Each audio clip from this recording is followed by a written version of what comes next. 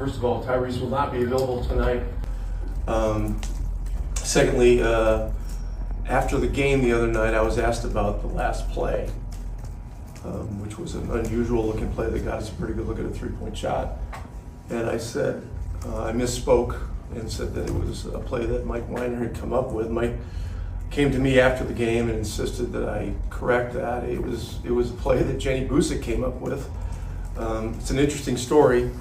It was born of experience she had playing flag football back quite a while ago. And her and Sue Bird had talked about that concept of play, using some football type concepts to try to get a good look late in the game. And so, interesting how, some real WNBA influence here on our game.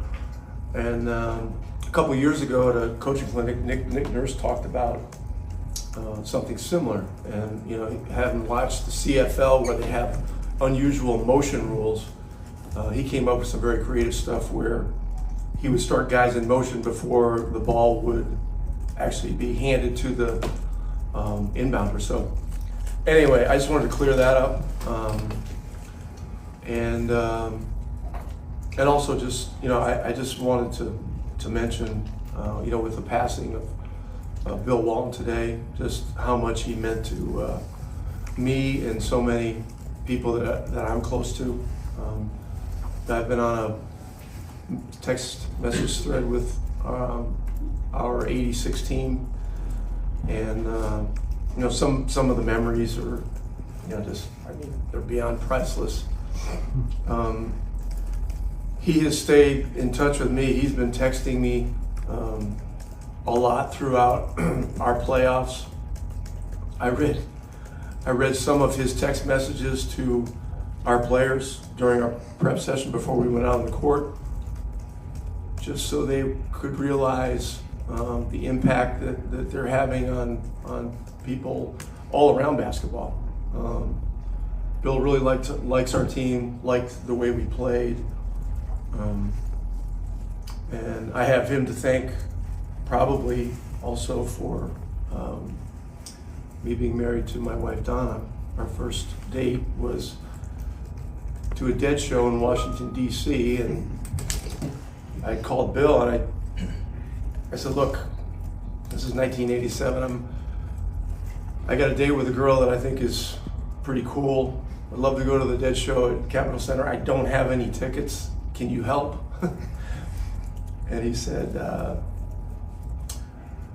just go to the back door,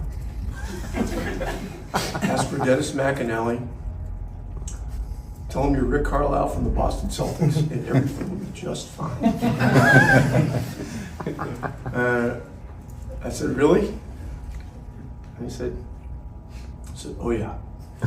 So I drove up to the loading dock, and so Donna was with me. We hadn't known each other that long. And I said, just wait here a second.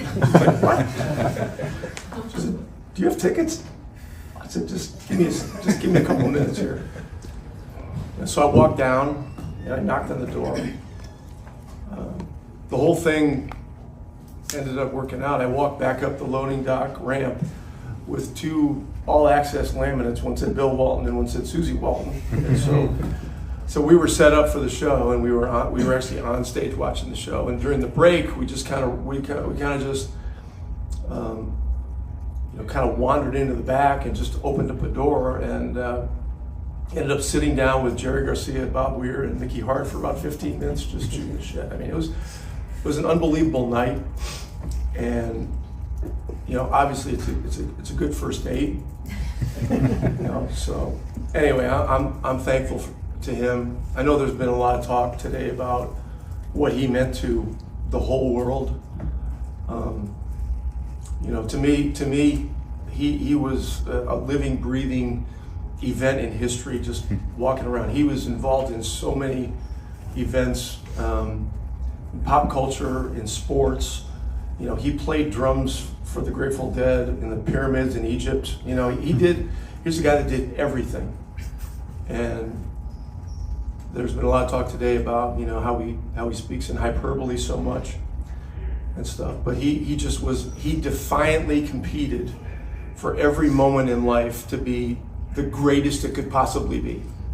You know, that's the best way to describe it. I mean, I talked to Luke today for a few minutes. You know, they're doing okay, but it's this has been tough, obviously, and it'll continue to be tough. But what an amazing man! There will never be another. Do you remember? I know obviously Bill Walton's before your time, but his passing, what did he mean to the Celtics franchise? Just what you understand it and what you can tell your team about him. Yeah, never had a chance to meet him, but he was one of the best guys I listened to as far as commentating. Just really enjoyed listening to those games. And as a Celtic, from what everyone just kind of talked about, was bragged about how much he loved the game, how much he loved his teammates, and how much he cared about winning. And you know, I think those values are the things that, you know, we try to emulate, that we try to talk about every day. But you know, he lived those from the people that have been around him. So you know, it's definitely sad, but you know, he'll be missed. Yeah. I mean, everyone on the team has a leadership responsibility, and each guy has, you know, does it in different ways, and those ways can change, you know, throughout their careers, really throughout a season. So I think Jalen leads in many different ways.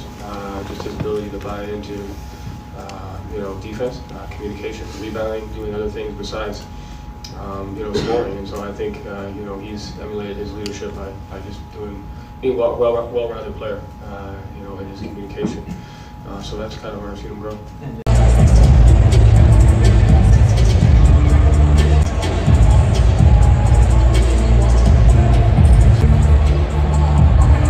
Led Portland to the 1977 NBA championship and was named league MVP in 1978. His skill, desire, determination, and leadership resulted in his winning 6th Man of the Year honors while playing a key role for the 1986 NBA champion Boston Celtics.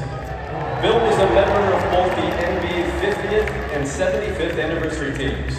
After his playing career, his enthusiasm, passion, and love for basketball translated to broadcasting success and to a life spent promoting and growing the game around the world. We ask you to join us in a moment of silence to honor one of the most influential and beloved figures in NBA history, Bill Walton.